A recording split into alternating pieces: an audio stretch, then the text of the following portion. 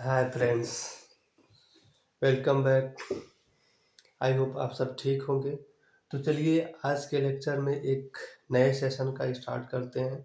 तो आज का जो लेक्चर है हमारा वो है लॉज ऑफ मोशन। और लॉज ऑफ मोशन में हम बेसिक चीज़ें पढ़ चुके थे, ठीक है, जिसमें हमारा फोर्स और inertia, what is the force and inertia के बारे में हम जान चुके थे। अब इसमें हम जानेंगे न्यूटन्स लॉ ऑफ मोशन कि न्यूटन्स लॉ ऑफ मोशन क्या होता है। तो फ्रेंड्स, जो लोग भी नए हैं तो प्लीज़ चैनल को लाइक करें, शेयर करें और सब्सक्राइब करें, अपने दोस्तों में इसे शेयर करें, ठीक है। तो चलिए हम शुरू करते हैं आज का लेक्चर। तो आज देखिए क्या है हमारा न्यूटन्स लॉ ऑफ मोशन। तो न्यूटन्स लॉ ऑफ मोशन क्या होता है इसके बारे में जानते हैं। तो देखिए न्यूटन्स ने ये आपका जो गति विषयक नियम है यानी लॉज ऑफ मोशन में न्यूटन्स का लॉ बहुत ही इम्पोर्टेंट है। It is the heart of Newton's law. In laws of motion the Newton's law is play an important role. जो हमारा न्यूटन्स लॉ है वो बहुत ही इम्पोर्टेंट रोल प्ले करता है, या ये कहें तो इस लॉज ऑफ मोशन का ये हार्ट है एक तरह से। या फिजिक्स में जब भी हम मोशन की बात करेंगे तो उसमें न्यूटन्स लॉ बहुत ही इम्पोर्टेंट है, ठीक है। तो इसमें न्यूटन्स लॉ देखिए कितने तरह का होता है और ये क्या होता है, ठीक है। तो चलिए शुरू करते हैं न्यूटन्स लॉ ऑफ मोशन यानी न्यूटन के गति विषयक नियम। तो न्यूटन के गति विषयक नियम क्या होते हैं, देखिए there are three laws given by the Newton's. जो सर आइजक न्यूटन थे उनके द्वारा फिजिक्स में बहुत सारे ऐसे नियम दिए गए जिसमें से एक न्यूटन्स लॉ ऑफ मोशन भी है, ठीक है। ग्रेविटेशनल फोर्स या ग्रेविटेशनल लॉ भी न्यूटन्स के द्वारा ही दिए गए थे, ठीक है। और ये आपका न्यूटन्स लॉ ऑफ मोशन यानी न्यूटन के गति विषयक नियम ये भी आपका इसी में दिया गया है, ठीक है। तो देखिए न्यूटन्स लॉ ऑफ मोशन में उन्होंने तीन तरह का बेसिकली नियम दिया, ठीक है। न्यूटन्स ने तीन लॉज दिए, कौन कौन सा। न्यूटन्स का फर्स्ट लॉ था, फिर सेकेंड लॉ था, फिर थर्ड लॉ था। तो आइए बारी बारी से हम उन लॉज को देखते हैं, स्टडी करते हैं। तो न्यूटन्स फर्स्ट लॉ हुआ लॉ ऑफ इनर्शिया। न्यूटन का प्रथम नियम है या उसी को हम लॉ ऑफ इनर्शिया भी बोलते हैं, जड़त्व का नियम भी बोलते हैं, ठीक है। तो देखिए पहला लॉज जो है न्यूटन्स का या जड़त्व का नियम, तो जड़त्व इनर्शिया के बारे हम पढ़ चुके हैं। तो वही है सेम कि if a body will be in motion और रेस्ट, कि यदि कोई वस्तु अगर वो विरामावस्था में है तो वह विरामावस्था में ही रहेगी। If a body will rest then it will be rest. अगर कोई आपका बॉडी है या ऑब्जेक्ट है तो अगर वो रेस्ट पोजीशन में है तो रेस्ट में ही रहना चाहेगी या पसंद करेगी, then it will be the rest. And if the body will be in motion, अगर कोई बॉडी आपका मोशन में है तो वह मोशन में ही रहना चाहेगी, then it remains in motion, वह आपकी मोशन में ही रहना चाहेगी, ठीक है। Unless it an acted upon by an external force, जब तक कि हम उस पर कोई बाह्य बल न लगाएं। तो यही आपका न्यूटन्स का फर्स्ट लॉ है, या यही हमारा लॉ ऑफ इनर्शिया है कि कोई भी अगर ऑब्जेक्ट है और वो अगर मोशन में है तो मोशन में ही रहना पसंद करेगी, और अगर वह रेस्ट पोजीशन में है तो हमेशा रेस्ट ही में रहेगी जब तक हम उस पर कोई एक एक्सटर्नल फोर्स लगा के उसमें चेंजिंग ना करें, ठीक है। तो यही आपका लॉ ऑफ इनर्शिया है या न्यूटन्स फर्स्ट लॉ है, ठीक है। तो आपको ये न्यूटन्स फर्स्ट लॉ समझ में आया होगा, ठीक है। देखिए it can also known as law of inertia, इसी को हम लॉ ऑफ इनर्शिया यानी जड़त्व का नियम भी जानते हैं, न्यूटन्स के फर्स्ट लॉ को, ठीक है। न्यूटन्स के फर्स्ट लॉ को हम जड़त्व का नियम भी कहते हैं, ठीक है। उसके बाद देखिए Newton's second law of motion. Newton's का सेकंड लॉ ऑफ मोशन शुरू होता है, ठीक है। तो न्यूटन्स का सेकंड लॉ क्या कहता है, तो देखिए इसको हमने दो तरह से डिफाइन किया हुआ है। एक as a change of rate of change of rectilinear momentum, या मोमेंटम कहें तो मोमेंटम से भी हम डिफाइन कर सकते हैं। और ऐसे F equal to M into A होता है, जहाँ एम आपका मास ऑफ द ऑब्जेक्ट होता है और ए आपका एक्सीलरेशन होता है। तो ये डायरेक्ट फार्मूले से भी आप बता सकते हैं, या फिर एक दूसरा हमने यहाँ और करके इसका डेफिनेशन लिख रखा है, इससे भी आप जान सकते हैं। तो F equal to M into E कैसे आता है इसको भी देखेंगे। पहले देखिए इस फार्मूले के थ्रू आपको अगर डिफाइन करना होगा तो how can you define this the force, यानी न्यूटन सेकेंड लॉ में कहा गया the force acting on an object, कोई भी आपका ऑब्जेक्ट है तो उस ऑब्जेक्ट पे जो हमारा फोर्स होता है लगता है, यानी कोई भी हमने एक बॉडी ले लिया और उस बॉडी पे जो लगने वाला फोर्स है is equal to the mass, वह किसके बराबर होता है, उस बॉडी के मास के और उसके प्रोडक्ट के गुणनफल के इक्वल होता है। ऐसे भी कर सकते हैं the force acting upon a body is equal to the mass of the body and is equal to the product of the mass of body and acceleration, ऐसे भी कर सकते हैं। या फिर the force acting on an object is equal to the mass of that object times its acceleration times या product, वही बात है, तो ये एक्सलरेशन। तो ऐसे आप F is equal to M into A इसको आप डिफाइन कर सकते हैं। F is equal to M into A where F is the force, m is the mass of body and a is the acceleration. तो ऐसे आप न्यूटन सेकेंड लॉ को define कर सकते हैं बाय दिस फार्मूला। अब ये फार्मूला आता कहाँ से है, तो देखिए इसी का ये भी डिफिनीशन है the rate of change of momentum, जो हमारा मोमेंटम होता है। अब मोमेंटम क्या होता है फ्रेंड, तो ये पढ़े होंगे आप कि mass into velocity.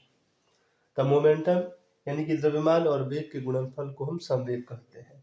The product of mass and velocity is called momentum, उसको हम मोमेंटम बोलते हैं।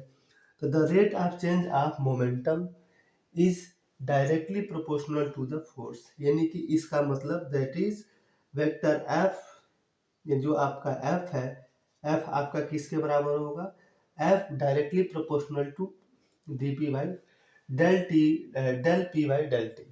ऐसे जो ये हमारा एफ है, the rate of change of momentum, ये हमारा rate of change of momentum है और ये डायरेक्टली प्रोपोर्शनल टू किसके होता है, फोर्स के होता है। या इसको F is equal to K del P by del T, ऐसे भी हम इसको लिख सकते हैं वेयर के इज द प्रोपोर्शनलिटी कांस्टेंट, ये लिख सकते हैं वेयर के इज द प्रोपोर्शनलिटी कांस्टेंट, ये हमारा प्रोपोर्शनलिटी कांस्टेंट होता है के, ये आपका प्रोपोर्शनलिटी कांस्टेंट होता है, ठीक है, के आपका। अब इसके बाद देखिए ये फॉर इंस्टेंटेनियस टाइम, अत्यंत सूक्ष्म समय अंतराल के लिए अगर हम इसको अप्लाई करें, फॉर एन इंस्टेंटेनियस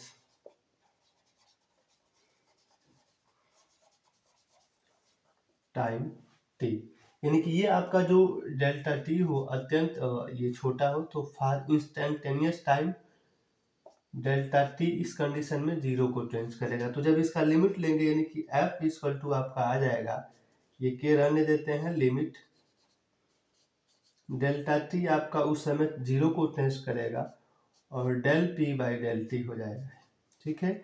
या इसको जब लिखेंगे आप तो ऐसे लिख सकते हैं वेक्टर एफ इक्वल टू क्या हो जाएगा, ये के हमारा होगा और उसके बाद ये आपका जो लिमिट है इसको हटाएंगे तो D P by D T ये आ जाएगा, तो ये आपका आ जाएगा, ठीक है। तो ये आप समझ रहे होंगे आई होप। तो ये क्या आ जाएगा, अब P इक्वल टू पी की जो वैल्यू है ये क्या होता है, m इंटू वी होता है, ठीक है। तो m इंटू वी को देखते हैं, ठीक है। तो यहाँ तक आपको समझ में आ रहे होंगे। चलिए अब आगे देखते हैं। तो आगे कैसे लिखाएंगे, टेक द स्क्रीनशॉट, आप चाहें तो इसको स्क्रीनशॉट ले सकते हैं और उसके बाद देखिए इसको इरेज करते हैं, ठीक है। तो देखिए अब आगे क्या आता है आपका, आगे कैसे लगाएंगे इसको। तो आगे अगर आपको सॉल्व करना है तो आप बड़े ही आराम से इसको सॉल्व कर सकते हैं, ठीक है।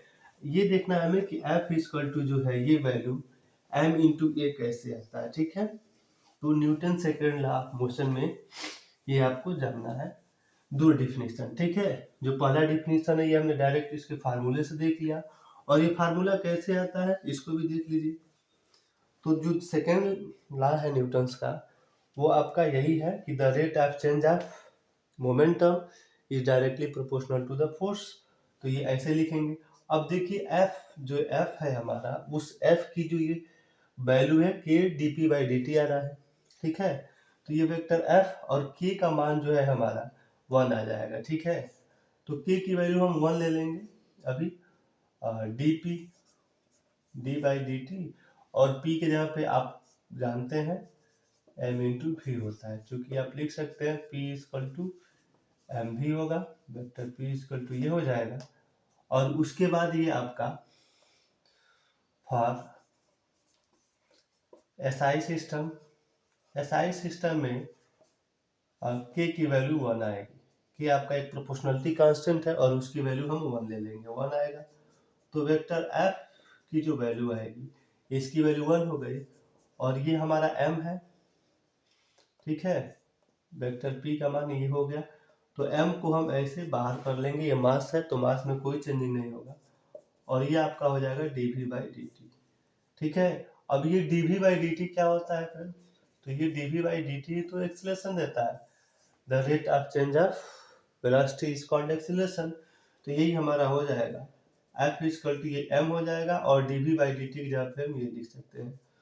तो ऐसे ये हमारा आ जाएगा F into F equal to M into A. तो देखिए यही आपका न्यूटन सेकेंड लॉ है। तो इसको दूसरे वे में भी कैसे डिफाइन करेंगे? तो the rate of change of rectilinear momentum, या मोमेंटम सिंपली कह सकते हैं, is directly proportional to the force. वो फोर्स के प्रोपोर्शनलिटी है, ठीक है ना। अनुक्रमानुपाती होता है, प्रोपोर्शनल होता है। अब आपका है न्यूटन्स थर्ड लॉ। तो न्यूटन्स थर्ड लॉ देखिए क्या कहता है। तो न्यूटन्स थर्ड लॉ भी आपका बड़ा ही सिंपल है। तो न्यूटन्स थर्ड लॉ में देखिए क्या कहा गया है। तो न्यूटन्स थर्ड लॉ को अगर डिफाइन करना होगा तो ये क्रिया प्रतिक्रिया का नियम आपका है, जानते हैं न्यूटन्स थर्ड लॉ, या इसी को हम बोलते हैं एक्शन एंड रिएक्शन लॉ, ठीक है। तो जो भी आपका ऑब्जेक्ट है उस पर आप जितना एक्शन देंगे वो उसके अपोजिट विपरीत दिशा में उतना ही हमें रिएक्शन देता है, ठीक है। तो ये हमारा जो तीसरा है Newton's Newton's third law, Newton's third law,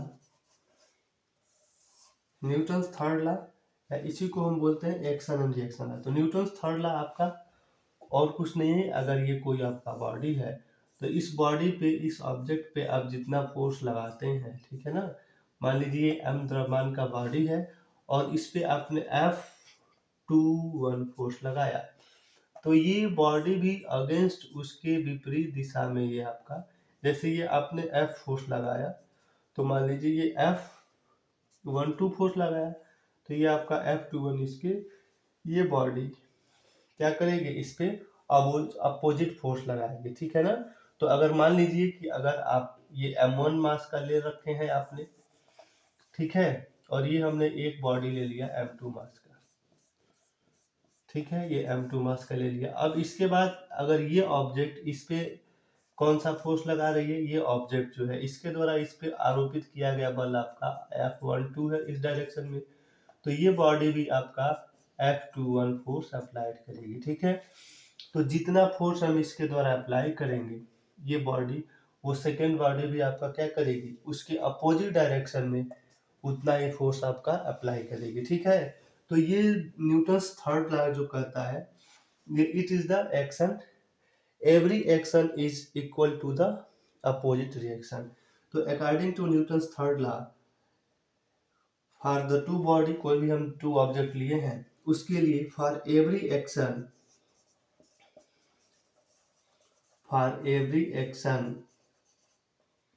is equal to the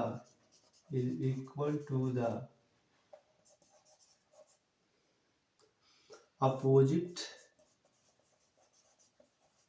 reaction,